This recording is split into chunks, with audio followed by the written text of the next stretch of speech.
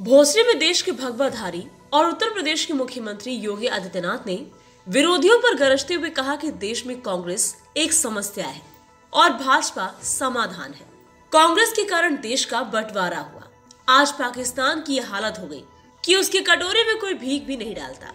भोसले के विधायक महेश लांडगे छत्रपति शिवाजी महाराज के हिंदवी स्वराज के पद चिन्हों पर चलकर आप लोगों की सेवा बिना भेदभाव के कर रहे हैं। 20 तारीख को मतदान है। संकल्प लेकर जाएं कि अब ना बटोगे ना कटोगे, एक मुश्त वोट देकर महेश लांडगे को जिताओगे। तेलुगु के हेलीपैड पर यूपी के मुख्यमंत्री योगी आदित्यनाथ का सरकारी हेलीकॉप्टर लैंड हुआ। सरकारी प्रोटोकॉल के अनुसार विश्व श्री राम सेना के राष्ट्रीय अध्यक्ष डॉक्टर लाल बाबू गुप्ता ने योगी बाबा की अगुवानी करते हुए स्वागत किया। चूंकि डॉक्टर लाल बाबू गुप्ता का और योगी बाबा का पुराना संबंध है, इसीलिए डॉक्टर लाल बाबू गुप्ता को देखकर प्रसन्न हुए, हाल खबर ली और मंच की ओर प्रस्थान किया। योगी आदित्यनाथ ने चुनाव के बाद महेश लांडगे को भोसले की जनता को अयोध्या प्रभु श्री राम के दर्शन कराने और 2025 के प्रारंभ में होने वाले महाकुंभ में आने के लिए मंच से निमंत्रण दिया। और मैं यही कहने के लिए आया हूं, विशालगढ़ के दुर्ग पर अतिक्रमण ये क्यों हुआ? क्योंकि हम बंटे थे।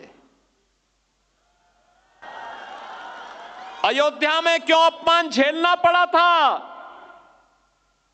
क्योंकि हम बंटे थे। काशी में क्यों अपमान झेलना पड़ा था? क्योंकि हम बंटे थे।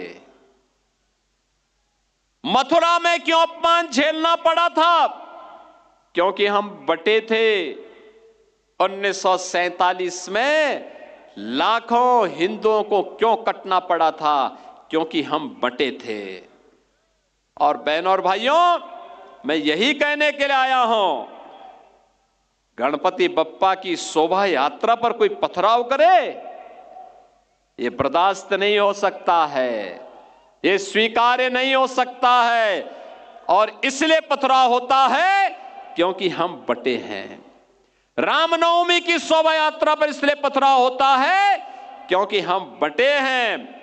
याद रखना, जो ये प्रहार सनातन पर हो रहा है, ये प्रहार भारत पर प्रहार है, क्योंकि भारत ही, भारत की आधार का प्रतीक है सनातन, और सनातन पर प्रहार महाविनाश को आमंत्रित करता है। और आपको मैं यही आमंत्रित करने के लिए आया हूं, यही कहने के लिए आया हूं कि बटे थे तो कटे थे,